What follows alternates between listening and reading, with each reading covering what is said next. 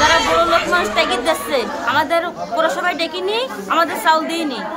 এই যে শেখ শহীদ আমাদের সাথে বেইমানি করেছে, আমাকে চাইল দিচ্ছে না। আমরা জুতুনি মিছিল করেছি, তাও আমাদের ওই জায়গাতে ফেরত দিচ্ছে, চাউল দেয়নি। আমাদের বারবার যে চাইলটা পাই ঈদের সময়, এই চাউলটা আমাদের দিচ্ছে না।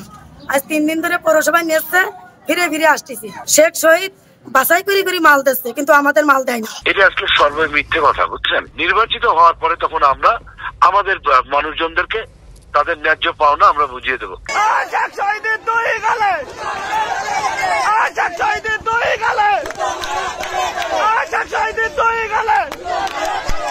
আমাদের ভিডিও বাড়ি নেই, আমরা অসহায় গরিব, আমরা মনে করেন বাসা বাড়িতে কাজ খাই। আমার একটা সামনেও নেই, আমার একটা বাচ্চা কাচ্চাও নেই। মনে করেন সেইভাবে আমরা প্রতিবার ঈদের সময়, রোজার ঈদের সময়, কোরবানি ঈদের সময় এই চালগুলো পাই, কিন্তু সেই চালগুলো আমরা এবার পাচ্ছি না।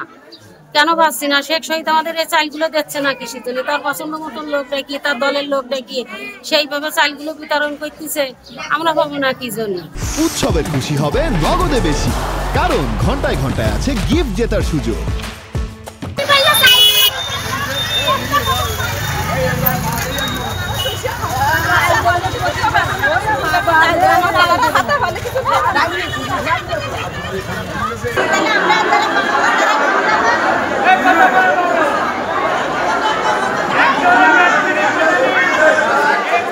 প্রতিবার বিজেপি চাল পাই রমজান মাসে, রমজানের আশায় আমরা বসে থাকি যে আমরা রমজানের চাল পাবো, কিন্তু আমরা চালটা পাচ্ছি না। আমরা যাচ্ছি, ফিরে ফিরে আসতেছি।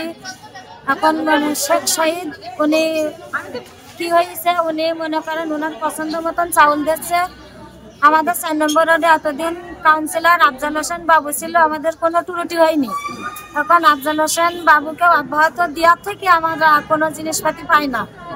আর শেখ শহীদ হচ্ছে আজাদ সাহেবের লোক, মাঝে আজাদ সাহেব কম্বল দিছিল, তা মনে করেন তারা তাদের মতো পছন্দ মতন দেশে, কিন্তু যারা গরিব অসহায় তারা তাদের পাচ্ছে না। এটা আজকে সর্বই মিথ্যে কথা, বুঝছেন? আমাদের দল থেকে সিদ্ধান্ত নিয়েছে তারেক রহমান সহ আমাদের খুলনা বিভাগীয় সংগঠনের সম্পাদক এবং স্থানীয় বিএনপি নেতৃবৃন্দ যে আমরা সরকারি কোন সুযোগ সুবিধায় আমরা অংশগ্রহণ করব না। নির্বাচিত হওয়ার পরে তখন আমরা আমাদের মানুষজনদেরকে তাদের ন্যায্য পাওনা আমরা বুঝিয়ে দেবো।